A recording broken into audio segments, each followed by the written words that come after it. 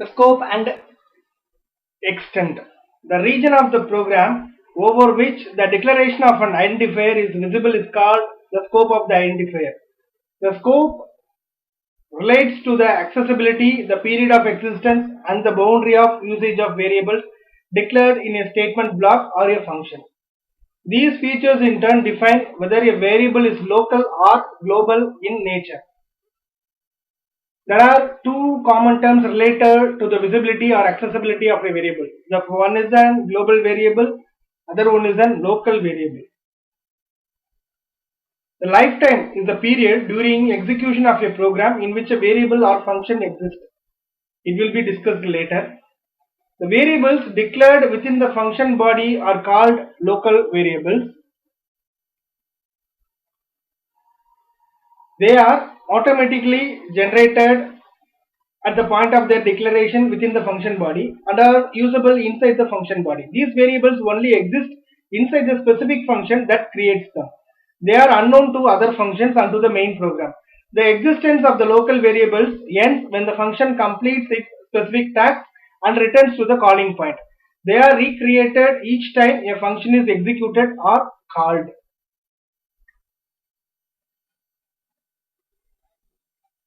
Then the global variables. These variables declared outside of all the functions of the program and accessible by any of these functions. The existence and the region of use of these variables are not confined to any specific function body. They are declared outside of all the functions and they are implemented by associating memory locations with variable names. They are created at the beginning of program execution and remain in existence at all through the period of the execution of the program. These variables are known to all functions in the program and can be used by these functions as many times as may be required. They do not get recreated if the function is recalled. They do not cease to exist when control is transferred from a function. Their value is retained and is available to any other function that accesses them. This is a sample program that uses a function to swap values stored in two integer variables to understand the concept of local and global variables.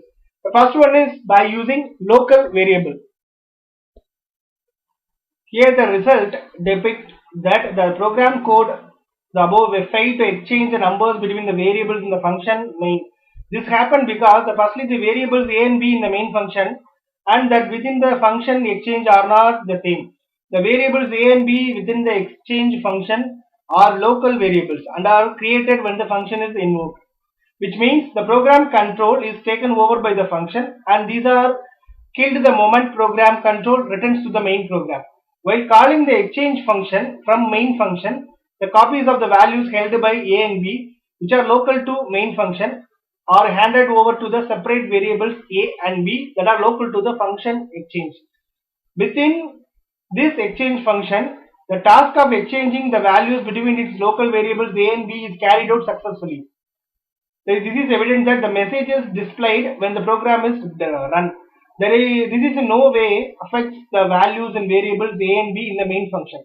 Secondly, this exchanged copy of values in the variables is not passed back from the function exchange to the variables in main function. Hence, the values in the variables a and b within the main function remained untouched and unchanged. This demonstrates the difference in the scope of the local variables in main function and the function exchange. One way to affect an interchange could be by declaring the variable that are to be exchanged, that is a and b, as global variables only. This is demonstrated by the following example. Here by using global variable. This example shows that for the global variables the interchange is possible by the following the scope rules. The output is the function change before change and after change. Then the scope rules. The region of the program over which the declaration of an identifier is accessible is called the scope of the identifier.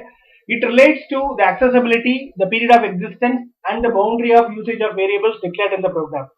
The scopes can be of four types. The first one is a block, second one is a file, third one is a function, fourth one is a function prototype.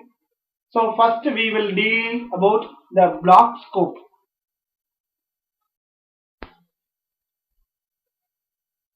This is the identifier can only be used in the block in which it is declared. These variables are created at the point of their declaration inside the block and cease to exist outside it. Outside the block, these variables are unknown and non-existent. For blocks within the blocks, termed as nested blocks, variables declared outside the inner blocks are accessible to the nested blocks, provided these variables are not redeclared within the inner block. The redeclaration of variables within the blocks bearing the same names as those in the outer block. It marks the outer block variables while executing the inner block. In general, it is always better to use different names for variables not common to outer and inner blocks to avoid unforced errors. This is an example program that illustrates the scope rules in blocks. This program shows that because the variable x has been redeclared as 45 in the inner block, a local variable gets created in the inner block. This variable is only accessible and known to the inner block. So functions are considered as named block. Variables declared within the function block can be used anywhere within the function in which they are defined. The variable x declared in the outer block has the block scope. Like blocks, the function can either be defined in parallel, where the functions are placed one after the other, and a function can be called from any other function. But C does not allow the functions to be nested. That is, the function cannot be defined within another function definition. The next one is a function scope.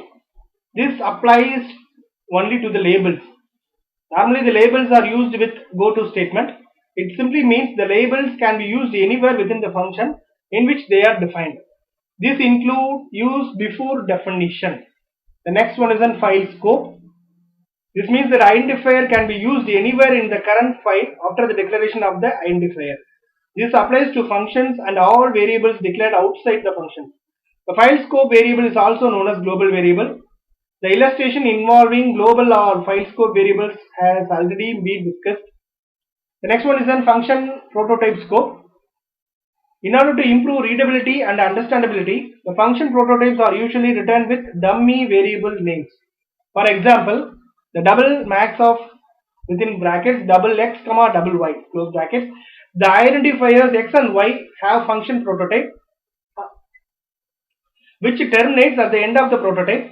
This allows any dummy parameter names appearing in a function prototype to disappear at the end of the prototype.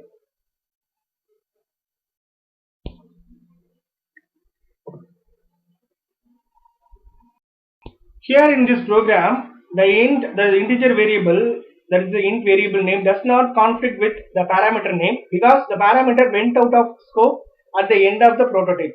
However, the prototype is still in scope. The next one is the lifetime. This is because how long the memory will be associated with them is known as the extent or lifetime of a data object. The storage duration of the identifier determines its lifetime, either static duration, that is otherwise called as a global lifetime, or automatic duration. This is otherwise called as the local lifetime.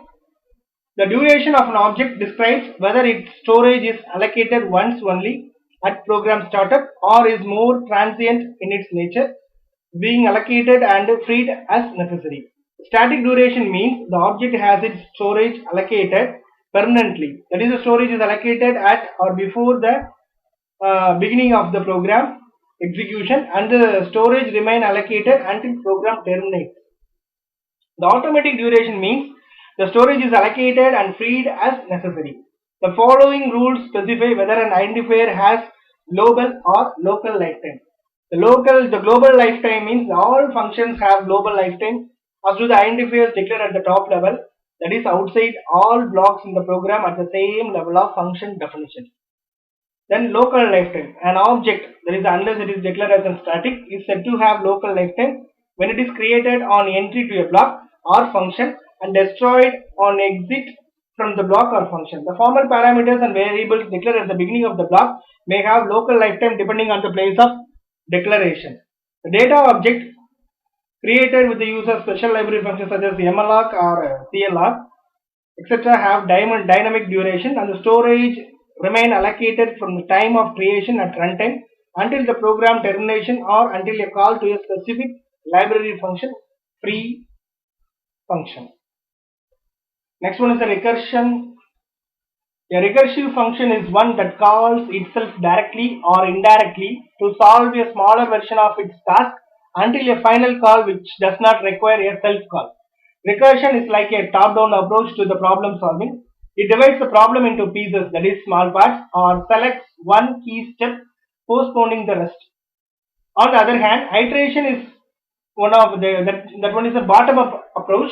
It begins with what is known, and from this construct, the solution is from step by step. Then, what is the need for implementing recursion? That is decomposition into smaller problems of same type. Then recursive calls must diminish problem size.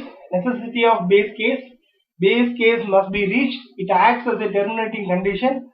Without an explicitly defined base case, a recursive function would call itself indefinitely. So it is a building block of the complete solution. In a sense, a recursive function determines its solution from the base case it reaches.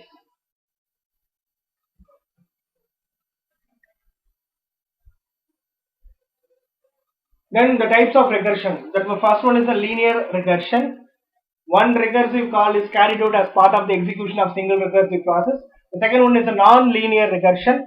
More than one recursion can be carried out as a part of the execution of single recursive process. The third one is a mutual recursion. The function must be defined in some order. A call of at least one function must be compiled before its definition is seen. This one is a sample program to find the greatest common divisor using recursion. Here, the greatest common divisor of two integers is the largest integer that divides them both. The problem is to calculate the GCD of two non-negative numbers m and n recursively. If n divides m, then by definition, what is GCD is? GCD of the function m comma n is equal to n dot n divides m if and only if m divided by n is equal to 0. So the base case is when m is divided by n is equal to 0. If m is greater than n at the start, then the GCD of n comma m divided by n is a smaller problem than GCD of m comma n. If m is less than n at the start, then m divided by n is equal to m, and the first recursive step GCD of n comma m mod n is equivalent to GCD of n comma m.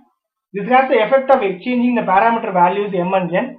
So after the first call, it is back to the situation where the first parameter is greater than the second. In this function, the result from the smaller problem, the GCD of the function n comma m divided by n is the solution to the current larger problem GCD of m comma n.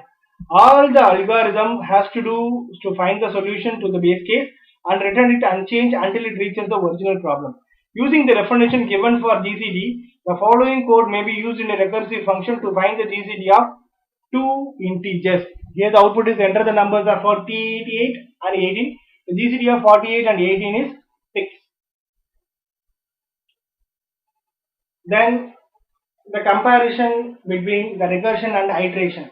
Recursion is a very powerful tool for solving complex problems. The recursion can lead to solutions that are much clearer and easier to modify than their iterative counterparts. Two factors contribute to the inefficiency of some recursive solutions. One is an overhead associated with the function calls. The second one is the inefficient utilization of memory. In general, an iterative version of program will execute more efficiently in terms of time and space than a recursive function. This is because the overhead involved in entering and exiting a function is avoided in iterative version. However, a recursive solution can be sometimes the most natural and logical way of solving a complex problem. Thank you all.